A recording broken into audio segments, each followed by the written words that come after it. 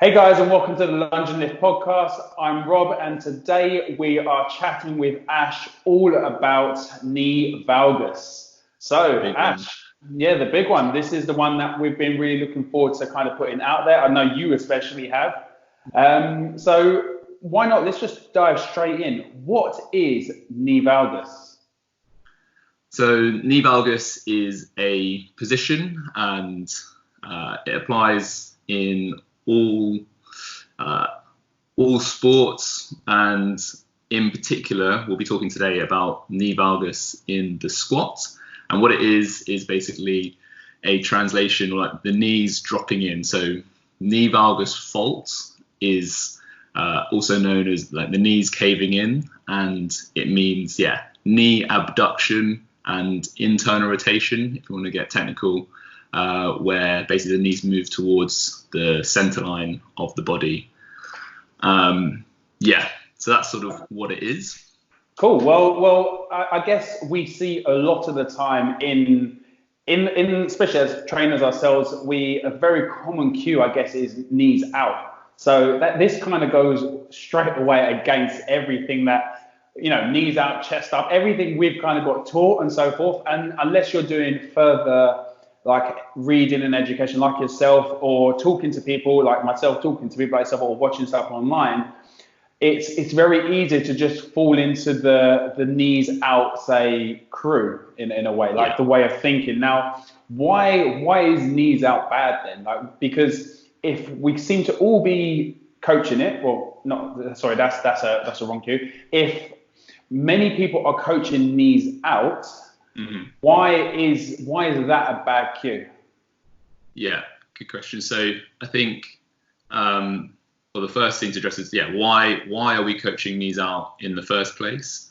And that presumes a position that knees in is bad, and we're trying to avoid knees in. Like valgus collapse is demonized in fitness as bad and wrong. And doing research on this, there are a lot of websites and a lot of articles or posts by people saying that knee valgus is bad and it should be avoided, but there's no great explanation for why it should be avoided and why is it wrong. So obviously I've done a lot of education and research into this for the podcast. The primary arguments for why knee valgus are bad is that it's dangerous and increases your likelihood of injury, specifically ACL injuries. So I sort of started, and a lot of people make this claim, and it's just, where has that come from? Why are people saying that? And is it actually true? So I started looking into the research behind knee valgus and relating it to ACL injuries, and it's pretty lacking from a scientific point of view. There's a few papers out there, quite small cohorts, so not huge numbers, and mostly just correlating the incidence of knee valgus and ACL injuries without necessarily directly linking them. So it's a theme in research in general. Correlation does not equals causation. No. And so what's actually going on? Like, first of all, they are looking at field sports. So they're looking at games where you're running, twisting, jumping, which is very distinct from squatting in a controlled environment on both legs with no dynamic sort of ground reaction. It's the landing when people tend to tear ACL injuries. The other thing that's very distinct is actually called out in some of the papers. The positions where ACLs tear are at less than 30 degrees of knee flexion. So that means you're kind of in like a power position. You're near the top of your squat, and it is in valgus, so we can't get away from that. It's some internal rotation of the leg, and the main thing is the knee is translating forward. So we've got the tibia moving forwards, and that's what actually puts the ACL under tension and causes it to snap. When we'll go into it in a bit more detail later, but if you look at the anatomy of the ACL, when the knee is in deep flexion and in valgus, the ACL is actually deloaded, so it's slack. So the notion that the ACL could snap in valgus in the bottom of a squat is it's just very difficult to see how that could happen in a mechanical way, because it's deloaded. Like, how can you snap a rubber band if it's when it's like completely soft? Yeah. So the argument that it's dangerous from an ACL damage point of view just doesn't really hold much water. The other thing, I'm trying to think of what the other arguments they have. Well, could I quickly touch on that bit? Because I think that's a really good and interesting point. If you have that knee valgus thing, and obviously you're saying about the ACL injury, like, is that our main focus for not having your knees in? Is that why basically we're coaching knees in? Knees out? Yeah, to avoid valgus, which is a position of risk. Right. The other study which people commonly cite is that it's a predictor for ACL injuries. So even though the mechanism doesn't necessarily hold up with regards to squatting, it can do for field sports. They're saying that people who demonstrate more valgus tend to have a slightly increased chance of having an ACL injury. Yeah. And again, that's a correlation rather than causation. This is, again, in a small study with mainly women. So women tend to have more ACL injuries than men for various reasons, which we don't need to go into for today. Not today. Yeah, there's enough to cover as it is. This is going to be a long enough podcast. Yeah. And the interesting thing about this study is that it then talked about the fact that when they undergo plyometric training, the incidence of ACL injuries massively, or the likelihood was much reduced. So essentially, like, is that valgus just because they've got poor neuromuscular control? And then is it the valgus, or is it that they're just untrained and their joints are all over the place? So when they play a high impact field sport, they are more likely to suffer an ACL injury. Again, it's just like quite shoddy, or like it's a big assumption to attribute those ACL injuries or the predictor. It's the correlation and causation thing all over. And I think it's a really good, like, especially when you're talking about field sports, but then if you take it into the gym as an example and say with squatting, and we see knees coming in quite drastically, then it's something where I guess you have to address the situation as it is, if you know what I mean, like the person in hand. Because if we start thinking blanket knees in, and then you just go in could that start promoting other issues if we're actively pushing them in, or? Yeah, so I think, like, the logic behind this is, if we think there's a risk associated with valgus, does that mean we should try to avoid it like the plague? Is it something that we should never go near, and going near it is bad?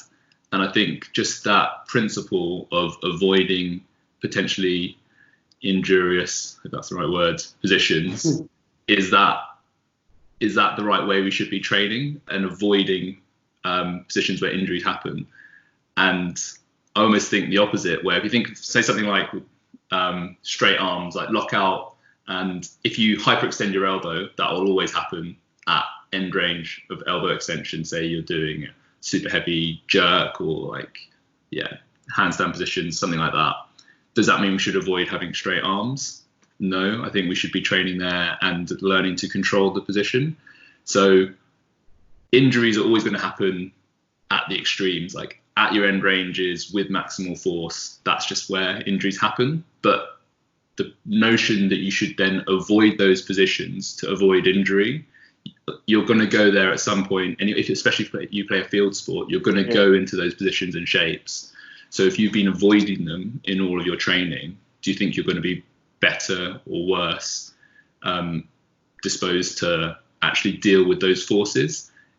My argument is that if you've been there and you know how to control it and you're strong there, you're in a much more robust situation than if you've just been avoiding it. And when you do go there, because you have to go there, you can't withstand the forces as well. Yeah, so your thoughts generally on valgus is that it's something that we should be promoting, not necessarily promoting, but it's something that we should be thinking about when if we're trying to keep this in the gym environment. It's something that we should be thinking about, say, when we're squatting or when we're squatting as an example, really, because that's kind of where we're discussing. Yeah, so I think my position is it's a normal, natural position, and it is necessary and actually better for injury prevention and also performance. What I'm not saying is that the more the better. So it's the same as like elbow extension. It's not the more elbow extension, the better.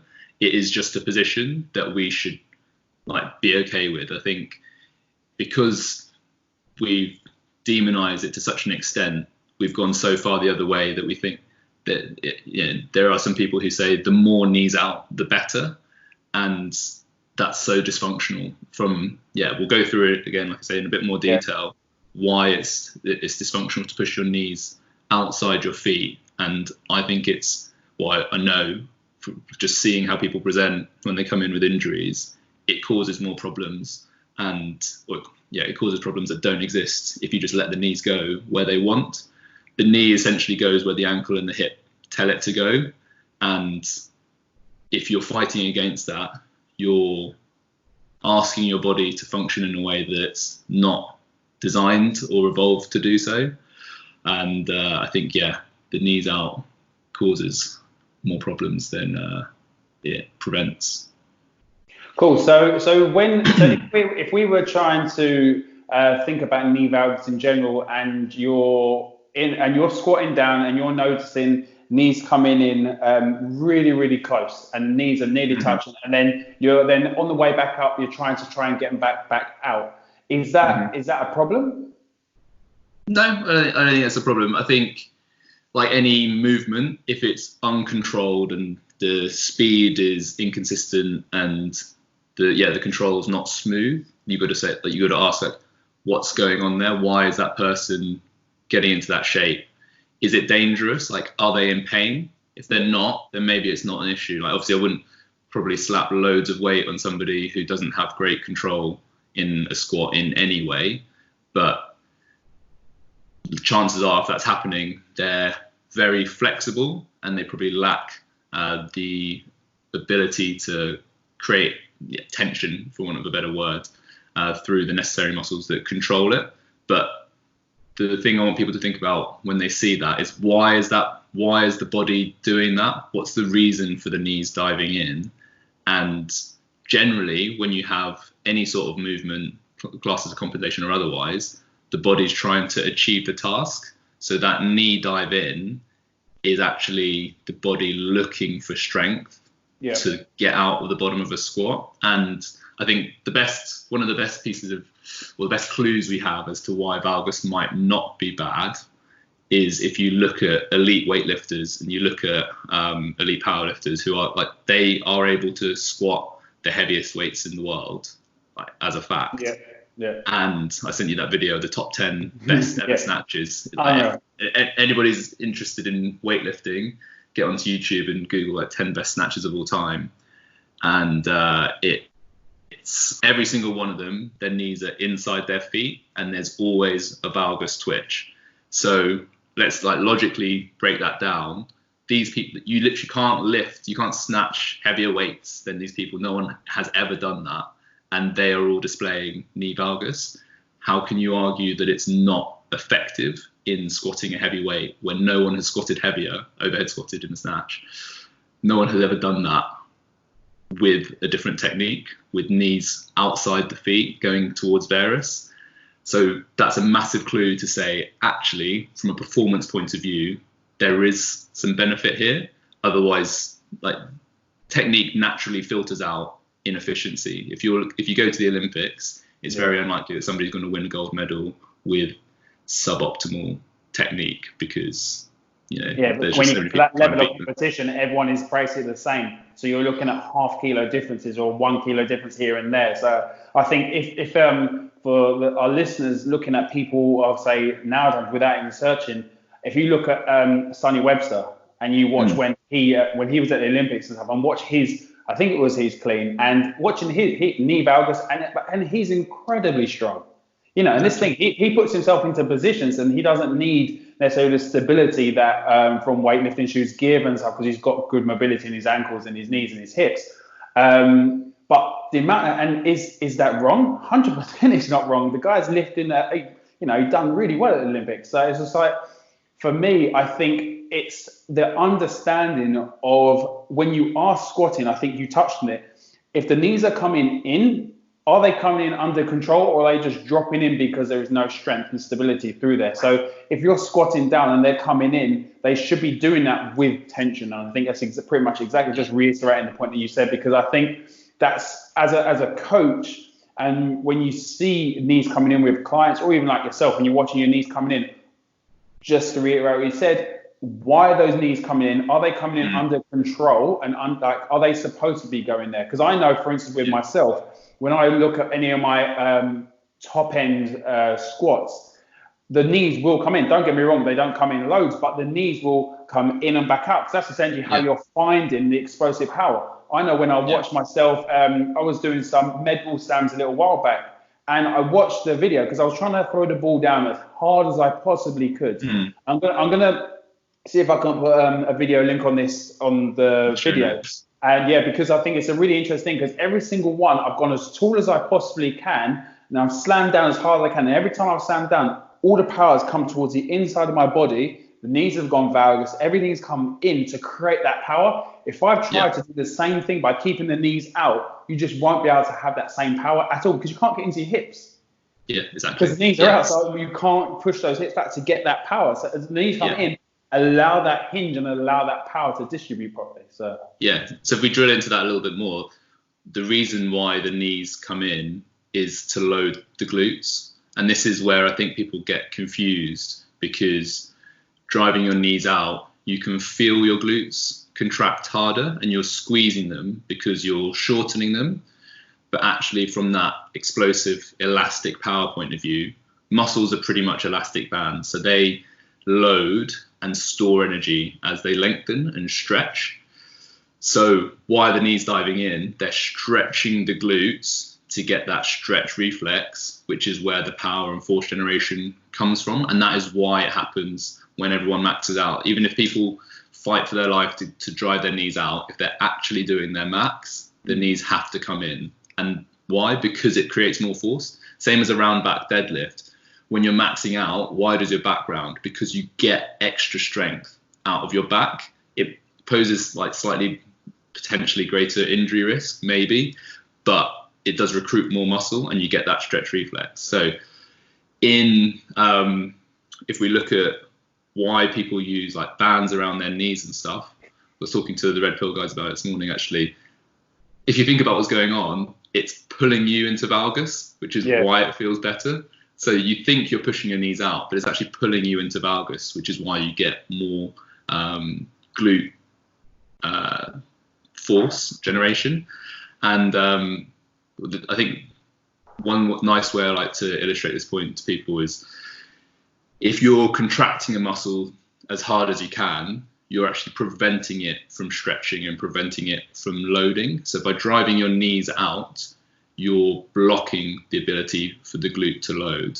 And if we just take another muscle to try and illustrate the point better, if you're hitting a forehand in tennis, so you're swinging your arm back and you're about to hit the ball, everyone would agree that pecs is very important in hitting a forehand. If you maximally contract your pec and try and squeeze it as hard as you can, how good is your forehand going to be? You have to, you're in the wrong position, right? So you have to let it relax and stretch to then shorten so you can hit the shot. And that's what's going on when you drive your knees out in a squat, is you're clenching your butt cheeks so you can feel them and you get that contraction, but that blocks its ability to stretch, load, and then with elastic recoil create force. Okay, and, so go on. Sorry. Okay, I was just going to say that's what's going on. So on that point though, because for me, I have seen value in say doing like RNT split squats, stuff like that. So where that is pulling my knee in. So it's exactly pulling my knee into valgus, and I'm trying to maintain it straight over my foot, not necessarily out, but straight over my foot. So if I'm doing split squats like that, I've found my glute med, so like the small part, top part of your glute, is fired up a hell of a lot. So then when it comes to squatting, not that my knees then stay out, but they feel a lot more stable. Yeah. So I guess because the bands around the knees and stuff like that, I guess that I'll leave that to you to kind of fully debate about. But I've personally found if I put like a red mini band around my knee, pulling it in, and I've done some split squats, and then I've gone into some squats themselves, I've just felt a lot more stable. Now, would you say is that because I've now in my glute med say a bit lazy that I've had to then turn it on, or would you say something else? Yeah. So, well, I think one thing just for the listeners, RNT is reactive neuromuscular training. Yeah. Sorry. Like the principle behind that is you're exaggerating. I'm doing air quotes here for everyone not on video. You're exaggerating the fault, assuming that valgus is a fault, to teach the body to, air quotes again, correct. And what I would argue is happening there for you is the band is stretching, say your glute med, or that aspect of the hips glute to work. So it's creating stretch, which you then have to resist. So it's a form of, it's encouraging valgus and basically through position asking the glute to do more. So you're learning the skill of controlling that plane of motion. So by pulling yourself into valgus, you're firing up the muscles that control valgus. Yeah. So it's not feeding a fault, it's training a skill. And it's a big part of why the silly lunges are a thing, is that we're basically using setup, position, and different drivers to encourage certain muscles to take more responsibility in an integrated manner. So we want your glute med to do more. Let's keep it as simple as that. We want it to do more in a squat. How can we set up an exercise that encourages more glute load while still doing a squat? And that's where the reaches come in. That's where all the stuff that Red Pill are sort of famous for. There are really specific reasons for why we add in a certain reach here, a certain tweak of the toe angle there, because we're using the knowledge of basically where the muscle attaches on the bones. So how can we use what we know about where they are in the body and ask them to do more as relates to the target movement. I think that. So your silly lunges are essentially doing what the band does for me, so what without the band, because I know personally, as we discussed in previous podcasts, where I said when I've done the silly lunges that was specific to me and my faults, I felt the stability in my glute med. I felt everything a lot better. Now, I personally know that when I've done the RNT stuff, is the pump I get in not just the glutes, the legs, in everything. So as an accessory lift, I think it's been absolutely amazing for me, because it's not necessarily, as you said, it was kind of teaching me that movement mechanics, so kind of getting me to understand that feeling. So I personally have felt a really good mind-muscle connection with that as an accessory exercise. Whereas when with the silly lunges and so forth, for me, that's like the staple, that's like the foundations. That's what builds me up. So when I get to my heavy squat, I know that I'm strong and stable, and then I can also add in my, say, RNT split squats in later on in my accessory work, because for me, it really heightens that feeling. And sometimes accessory squats is just how good is your mind-muscle connection, and that for me is a really good switch on for everything. So but that's just a perfect experience. Yeah, and I think that's spot on. I think it's a good point to make actually, is again, what's the stimulus that you want from your training, and if you want to grow a certain muscle, then mind muscle connection comes in, because you want to be training that harder than its surrounding muscles. If you want to improve the skill and performance of a squat, then you want everything working in proportion. So we don't necessarily want glute med only working. We want everything working and maybe just a slight bit more glute med. And this is where the distinction between performance and aesthetics come in. If you're looking to fully isolate a muscle to ask it to do more, I would argue that the RNT, where you get the pump, is more down that aesthetic end of the spectrum and sort of more isolated, whereas a step towards squatting would be to do some sort of lunge or free split squat, where your body's learning to control it as a more gross overall skill. And neither's right or wrong. It just depends on the desired outcome for the exercise. Well, I think as you said, it's using the RNT, say, exercise, or say the bands around the knees, to bring kind of back to what you originally said. Would you say then that people do it, putting the bands around their knees, is that a waste of time? In your opinion, not necessarily just in your opinion, would you say that's a waste of time, and why, if it is? I don't like to make wholesale blanket statements. I think, could the time be spent better? And for most people's goals, I think so. At the end of the day, I think always be conscious of what you're training for and why are you squatting with a band around your knees. If the reason is you want more glute activation in your squats, is there a more effective way to get better glute activation in your squats? And I would say yes. Silly lunges, when they're correctly designed, you get glute activation, because you're not going to be squats. Well, hopefully you're not going to be actually doing your squats with a band around your knees. And like, if you say you're a CrossFitter and you go into competition, you're not going to do your competition with your band around your knees. So your body needs to learn how to use its glutes free of any other equipment than the weights you're lifting. And I believe that the body will learn the skill better by doing something closer to the skill, rather than, remember that concept of the functional continuum. You're going further down the continuum by adding in an extra tool or variable with the band.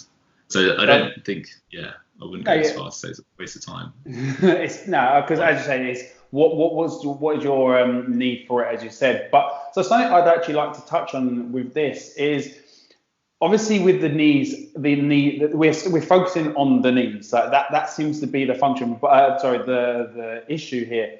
However, as a coach and PT, don't you find really it normally comes more from the hips or the ankles, that's what you need to address, and then the knees will do what they need to, rather than, I know we've been discussing the glute med, but it's that's mainly just a stabilizer from that side of thing, right? So surely if we kind of, when you say about the band around the knees being pushed out, that's kind of just addressing the knees. That's not addressing what the issue is up or down the chain. So is there anything that, say, you would, so I'm just trying to get some practical applications here for our listeners to be able to take it away. So if someone finds their knees coming in quite a lot, right, and they don't, not necessarily that's a problem, but they don't feel they have enough control, what would you like to recommend to them if you don't see them? This is just what's an easy takeaway they can do. So for instance, a takeaway that I tend to try and get people to do is say not wear shoes, because having that connection with the floor, they find they have a much better squat, because even their knees then do what they need to, but they feel more in tune with what they're doing. So that's my cue for people. What would you like to say to people to give them as a takeaway? So I think going barefoot is a great way to see what's going on. And if we think about what's happening at the ankle and the hip that causes or allows too much valgus, is the foot collapsing? Are they unable to hold any arch, which means there's too much internal rotation from the bottom up, so from the foot initiating that roll in, and this is where knee pain might be an issue, is if the foot does one thing and the hip does the other. So say you've got a hypermobile foot and a hypo or stiff hip. So the foot wants to roll in, but the hip doesn't, and the knee just gets caught in the middle. So people would think there's something wrong with the knee, when actually it's a disagreement between the foot and the hip. Yeah. You might need to stiffen up the foot, or you might need to stretch off the hip, or vice versa. So in terms of understanding which one it is, easiest thing to do, I'd say, is have a look at your balance. Like, can you stand on one foot? Can you move in multiple directions on that foot? What's the control like? If your foot's unstable, then, like, from almost anyone's point of view, you would benefit by stabilizing that foot. Whatever, even if you don't play sport, having a more stable foot is always going to be a good thing. And I think this is one of the things that comes out of barbell athletes, is with the knees out cue, because everyone's always driving outwards, a lot of people actually rock to the outside of the foot. The big toe comes off the floor, and that creates a huge, they generate the stability from one foot pushing into the other.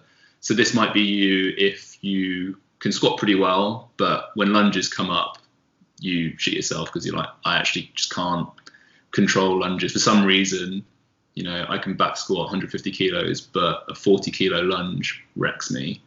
That's not the way it should be. And the likelihood is stability is a major issue. And if you're always driving your knee out, if you see somebody shove their knee out on a lunge, it looks so wrong because they're nearly falling to the outside every time they take a step, because they're so unwilling to keep that big toe down and get that little bit of internal rotation, that little bit of valgus, which recruits the major muscles, so your glute max, biggest, strongest muscle in your body. It's hard to recruit that unless you have that valgus at least keeping your big toe on the floor. So look for that in your squats. Are you rolling onto the outside of your foot? Are you unable to keep the big toe on the floor? That's a major clue. I've forgotten what the original question is now. Well, so it was a takeaway, which I think, like, what could people do to essentially, if they have too much knee valgus that they feel is too much, like, do they feel unstable that their knees are coming in too much? Because they're just kind of getting to the bottom of the hole and then just hoping to get back out. Essentially, I think the foot thing is, I pretty much, I'd say, is one of the key things in all of that, because I take that from my own training, and I know when I've squatted in either like Vibrams or flat foot, is in the control that I have through the squat is so much more, because I know with like today's footwear, a lot that's not necessarily like nanos and metcons and stuff, but quite a lot of normal gym footwear is so cushioned on the inside of the foot anyway, it rolls you out to the side of the foot. And what I feel when you are flat foot is it's really hard to actually roll to the outside of the foot because your big toe naturally wants to stay down. And when I'm coaching, I use the cue of, if you think of these three objects of a column, a wall, and a pyramid, what's going to be your strongest? So if you go from a column, you can easily knock that over. So that's you squatting into your heels only. Right? You know, when people say all through your heels. If you say the wall, which is the heel and your little toe, this is the roll into the outside, you'll do it, but you're not going to be that strong. Whereas if you push through all 3 points of the pyramid, so you're going to create so much more power. Don't get me wrong. The power distribution might be slightly different through those 3 points, but you still should be pushing through the whole way up. And this is where I feel like the barefoot squatting, it kind of negates any errors in that way, if you know what I mean, because you're naturally connected to the floor, and that you'll find you'll squeeze the floor a lot more with your feet. And it's just I'm just trying to think about what the listeners can do as a takeaway if they feel that their squats could do with some work, which, to be honest, most of our squats could always do with work. No one's got the perfect squat. No, exactly. And I don't think you'd want to strive to the perfect squat either, because if you have to strive to the perfect squat, you're then probably going to have a shit deadlift or a shit lift, if you know what I mean, because you'll be so focused on one thing getting perfection that you probably then cause other problems elsewhere. But that's just I think one thing I want to make sure I say that is that even the question you've asked there still suggests that valgus is a problem. You're saying, what do they do if there's too much valgus? And the first question is it actually a problem? Yeah. Like, are you getting knee pain? Is it causing you issues? And unless it is, chances are that most people who have that massive dive in, that will reduce as they get stronger because they stiffen up a little bit and they get a little bit more tension. Unless it's to the point where you're getting issues, in which case you should see somebody anyway, just to get an assessment as to what's going on. But some valgus, like any movement, like when someone starts bench pressing, to begin with, they're all over the place because they haven't yet developed the neuromuscular control.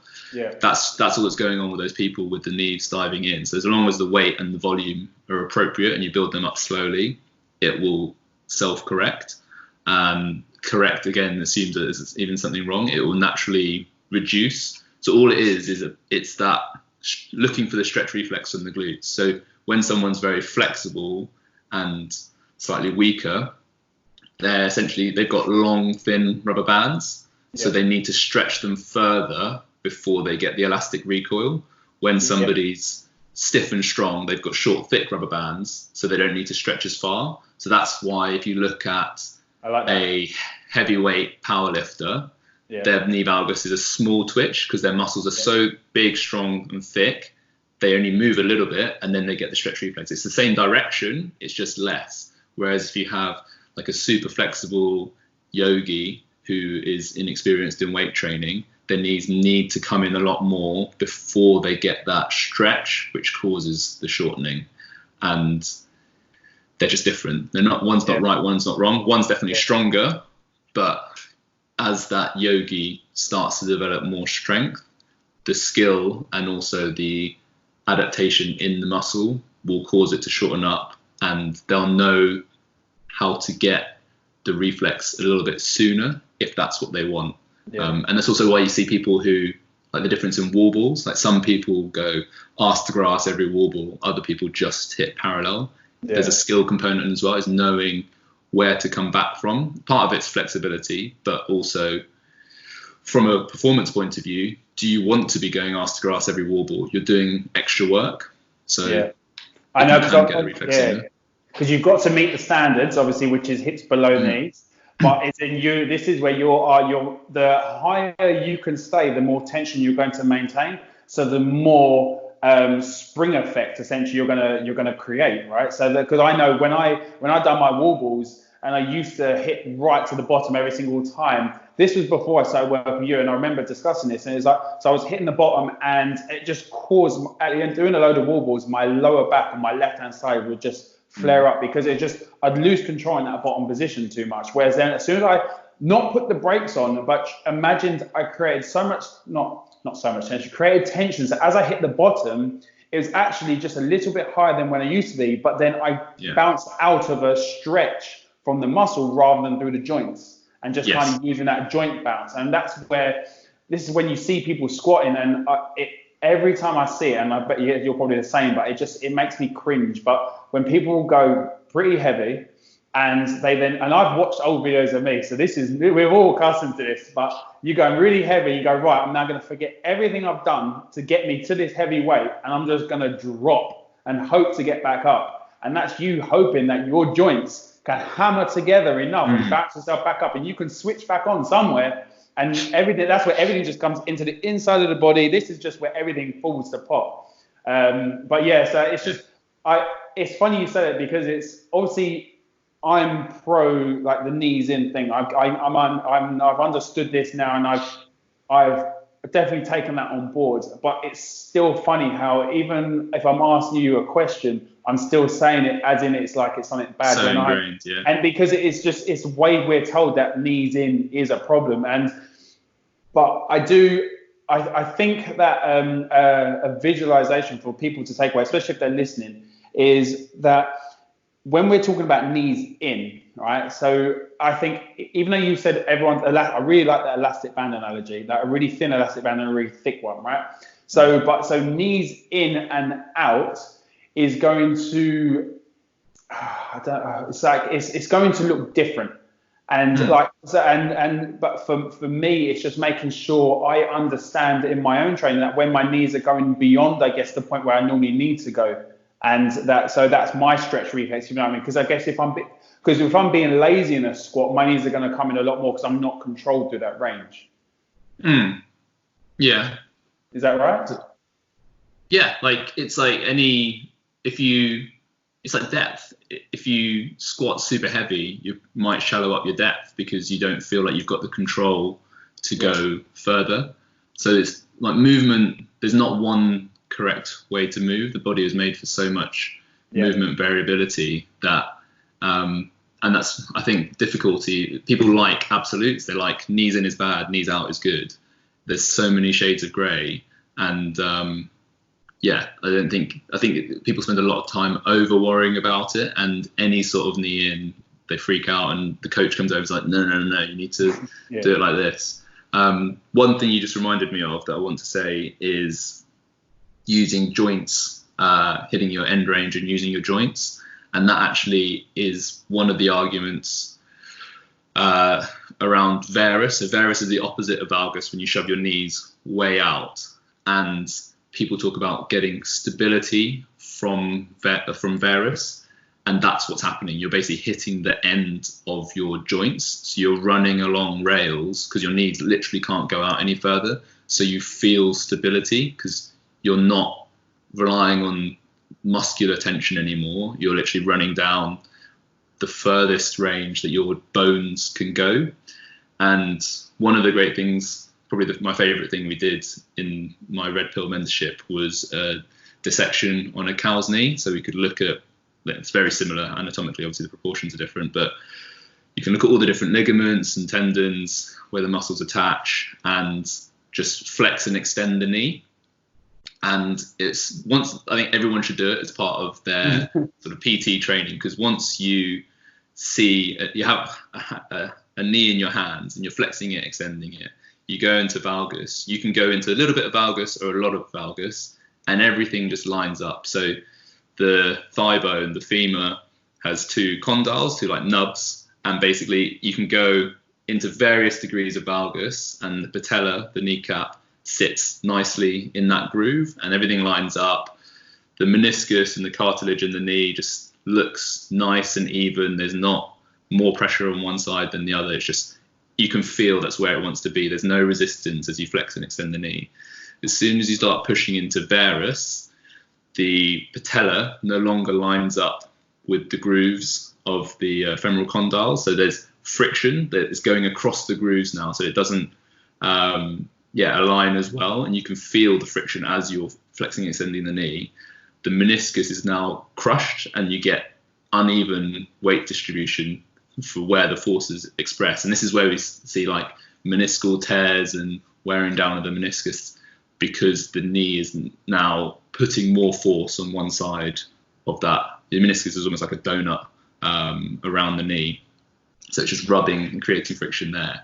And the reason you feel stability from driving your knees out is because you're literally getting those bones to their end range. So there's less movement, and it's easy stability because it doesn't require as much muscular effort. But is that what we want? Like, we don't want to be relying on where our bones collide. We want to be in nice alignment from a bone point of view, and then even muscular balance controlling the position. And I was thinking about it before the call, like, what other examples do we have of that? And the first one that's sprung to my head is that massively extended wrist position. So if you're holding a barbell close to your fingers and your wrist's very extended, you hit your natural end range when your wrist maxes out as extension. Yeah. And it feels stable because you literally can't go any further. The bones stop you, and it doesn't require much effort because your bones are stopping you going any further rather than using your muscles. But that has a lot more wear and tear on the joints. And even from a force perspective, the lever arm is now longer. So it's not what we want, but it is a way of creating stability. And the same applies to varus, is that when you go way out, you feel the stability, but that's not actually beneficial from an injury prevention point of view or a muscle loading point of view. And I think you struggle to create an argument for varus as to why it's better than neutral or slightly valgus alignment. So I think I definitely feel to like kind of summarize this into what are some of the takeaways is I think that one of the very first points to take away from this is to understand that this is an idea which is bashed upon, just like how you shouldn't squat below parallel, you shouldn't let the knees go over the toes. All these, and this is just using squatting as an example. Look at how much our squats have come on. So we was then all coached at that certain point, knees out. I think what was it? It was like Kelly Starrett. I remember we're back in the day, like with mobility WOD stuff like that. Diane Fu, her knees all the way out and stuff like that. So this is back then, and this is just one of those ideas that I think more and more people are now starting to understand the application of, say, the valgus and how it should be used. Just like so this is a point. So I've been saying for a long while, because I remember seeing it online, how they said stop using ice on injury, because it stops the inflammation, and obviously inflammation is your body's natural way of healing. And they've only just recently now started promoting it a little bit more, and saying, look, the guy that come up with RICE, that rest, ice, compression, elevate, he even said it's now wrong. So it's just funny that this is the fitness industry. This is we develop, and this is where you need to be open-minded. And if you're so closed-minded into one way of doing things, that you get stuck in your little corner, and you need to be a lot more open-minded, because it then opens up your own training, your client's training, whoever you are. So it's so important to take away. But what's the takeaway that you think you want to make sure the listeners really get to grips with after today's episode?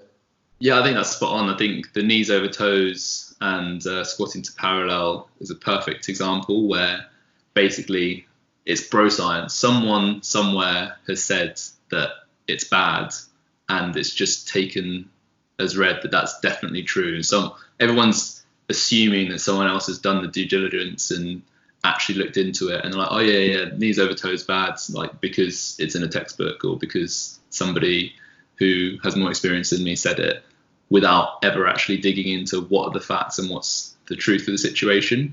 And as we've learned more, we've come to realize that actually, knees can go over toes. They should go over toes, and squatting below parallel is absolutely fine. And I think it's funny because there's been so much research and debate about it, but what it boils down to is it's just normal natural positions are fine. So squatting arse to grass is fine. Letting your knees translate over toes is fine. And if you look at how babies move and how animals move and how elite athletes move, there are always some commonalities.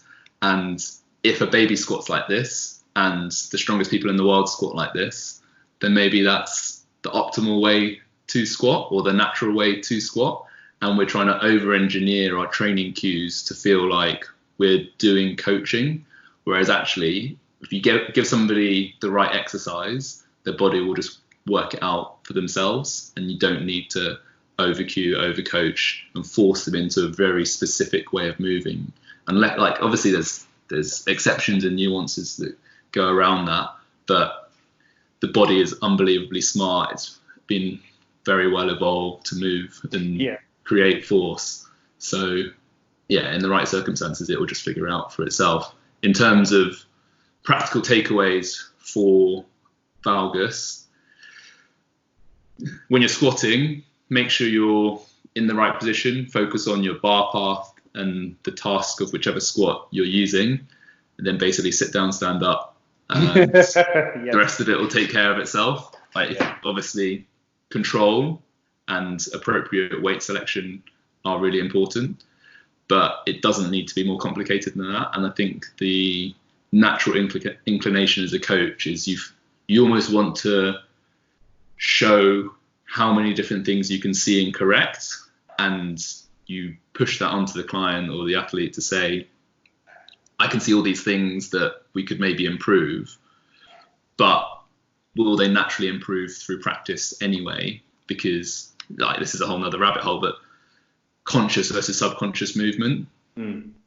Bodybuilders are very conscious with how they move, because that mind-muscle connection is important for hypertrophy, and it does have benefits there.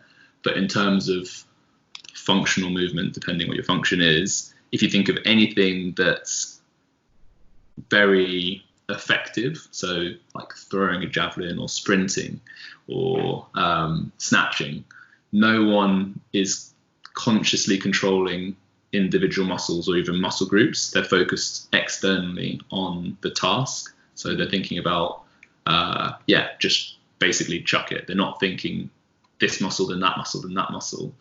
So the more natural your movement is, the more efficient it's going to be, because the subconscious coordination is much faster, and we can't consciously control such complex motor patterns in real time. No, which is, I guess, where your like silly lunges and stuff come in, because that's you learning the skill. So when you go to the actual action, your body naturally does exactly what it's supposed to do in real time, because you cannot keep up. Like when you're squatting, you as you said, the simplicity, get down, get back up. That is the simplicity of it. There is things that might break down along the way, but they're the things you want to say address maybe outside of the squat, or even while you're squatting in different variations to improve that. Because remember, unless you are a power lifter, or maybe, and then say certain CrossFitters or something, you may not need to ever barbell squat, or especially a barbell back squat. A barbell front squat will be perfectly sufficient, especially for a